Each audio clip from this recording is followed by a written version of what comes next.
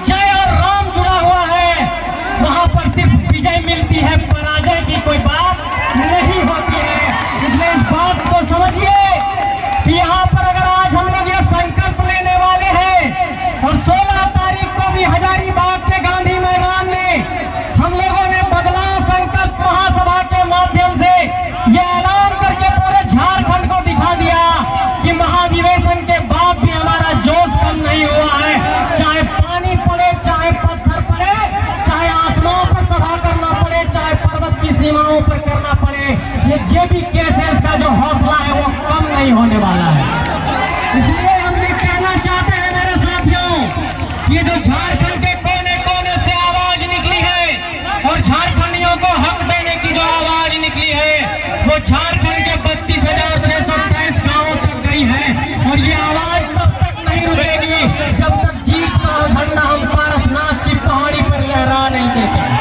ये हम कहना चाहते हैं और हम लोग ये कहते हैं बार बार कि पारसनाथ की धरती से एक इतिहास लिखा जाएगा और इसी पारसनाथ की धरती से, तोपचांची की धरती से, मानटांड की धरती से, झारखंड की धरती में एक हीरा निकला है। लेकिन इस बात को समझना होगा कि इस हीरे को संवारना होगा और सजाना होगा, क्योंकि यहाँ की धरती में हमारे पास काला हीरा भी है, हमारे पास बॉक्साइट भी है, हमारे पास यूरेनियम भी है और भी जितने प्राकृतिक संसाधन के हीरे हैं उसे बाहर के लोग लूट रहे हैं। इसलिए मान तान के इस हीरे को सब लोगों को सजाना और संवारना है और बचाना है, ये मैं कहना चाहता हूँ मेरे साथियों।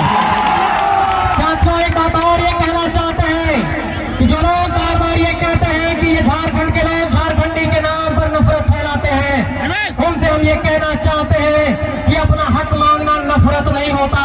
अगर अपने हक मांगने के लिए अगर किसी से लड़ना पड़ेगा और जहां पर भी जिस मोर्चे पर जिस तरीके से जिससे भी टकराना पड़ेगा, ये नौजवान पीढ़ी टकराने को तैयार है, ये नौजवान पीढ़ी रुकने वाली नहीं है।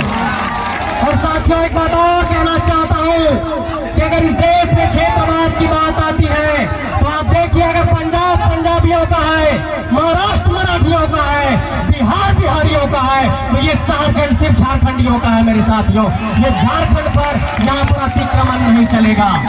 और झारखंड की जो 3rd और 4th ग्रेड की नौकरी में हम लोग प्राथमिकता की बात कर रहे हैं, इसे स्पष्ट नियोजन नीति और स्थानीय नीति से ही पूरा किया जा सकता है। और जब तक यहाँ की राजनीतिक सत्ता यहाँ के कानूनों को नहीं बनाएगी तब तक ये आंदोलन चलता रहेगा। झारखंड में 4 बहुत बड़े मसले हैं जिस पर आप लोगों का ध्यान दिलाना चाहता हूँ। झारखंड की स्थानीय नीति, झारखंड की नियोजन नीति, झारखंड की पुनर्वास नीति और झारखंड में जो ओबीसी का आरक्षण है वो 27% नहीं है साथियों। और हम लोग मोर देन जो यहाँ पर जमा हुए हैं, आदिवासी समाज के भी हैं, पिछड़े समाज के भी हैं, लेकिन इस बात पर आपको गौर करना होगा कि झारखंड में तभी कल्याण होगा जब यहाँ पर आदिवासियों को हक मिले, जब यहाँ के आदिवासियों की जमीनों को लूटना बंद किया जाए, यहाँ के मूलवासियों के जमीनों को लूटना बंद किया जाए। और 1908 में सीएमटी का कानून बना, उसके बावजूद भी हमारे जमीनें लुट रही है। इसलिए आप सबसे ये कहना चाहते हैं कि अगर 1908 का कानून अभी के तारीख में चल सकता है, सीएमटी का कानून, तो 1932 का खतियान भी आपको लागू करना होगा। ये ऐलान यहाँ के कस्बा के मैदान से करना चाहते हैं। और मोती भाई ने बताया कि कैसे 1908 का, 1932 का, 1964 का और जिला आधारित अंतिम सर्वे से यहाँ की स्थानीयता परिभाषित हो सकती है। अगर आपको नहीं समझ में आ रहा है तो खाली करिए गद्दी, यहाँ पर नौजवान तैयार है सत्ता संभालने के लिए। हम लोग यहाँ पर कस्बा कुरहार डुमरी में और झारखंड के तमाम इलाकों में जो ये जनसैलाब और भीड़ उमड़ रहा है वो यूं ही नहीं उमड़ रही है। और ये मत सोचिए कि हमारे साथी पढ़े लिखे नहीं है, हमारे नेता पीएचडी है, हमारे भाई मास्टर है, हमारे मनोज भाई पीएचडी कर रहे हैं, हमारे और साथी पढ़े लिखे हैं, सब पढ़े लिखे नौजवान हैं। कलम की ताकत हमारे जितने कल हाथों में है, उतना ही ताकत हमारे हौसले और छाती में धरती को बदलने की है। ये कहना चाहता हूँ मेरे साथियों। अंत में एक बात और कहना चाहूंगा कि झारखंड में 23 सालों के बाद पहली ऐसी कोई क्रांति हुई है, पहला ऐसा कोई उलगुलान और आंदोलन हुआ है जो झारखंड के सभी इलाकों में पहुंचा है। चाहे वो संथाल की बात हो, चाहे पलामू की बात हो, चाहे कोल्हान की बात हो, चाहे उत्तरी छोटा नागपुर प्रमंडल की बात हो, चाहे दक्षिणी छोटा नागपुर प्रमंडल की बात हो। जो लोग हमें कमजोर दिखाने की कोशिश करते हैं वो सिर्फ ये आरोप लगाते हैं कि सिर्फ धनबाद और डुमरी में ये भीड़ है, लेकिन उनको ये बताना चाहते हैं कि जो हजारीबाग पे उतरी छोटा नागपुर के प्रमंडल के मुखिया में जो भीड़ उमड़ी वो भीड़ कहाँ की थी। और लोग ये कहते हैं कि ये जातियों का एक तरीके से आंदोलन है, लेकिन मैं ये ऐलान करना चाहता हूँ कि मेरा नाम संजय मेहता है और मुझे यहाँ पर बोलने का अवसर मिला है। तो ये संजय मेहता कैसे आया, ये मनोज यादव कैसे आए, ये सभी का सामाजिक समीकरण यहाँ मिला हुआ है। जो हमें कमजोर करने की कोशिश करते हैं वही आरोप लगाते हैं। और यही तो बात है कि यहाँ का प्रशासनिक अमला डर गया।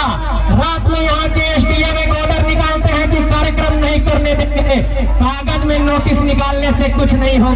ये हौसला आसमान पर निकल चुका है, हम लोग रुकने वाले नहीं हैं। अनुमंडल पदाधिकारी के एक आदेश से यहाँ पर कार्यक्रम नहीं रुकेगा। व्हाट्सएप में एक मैसेज घूमेगा तो 50,000 की भीड़ आ जाएगी।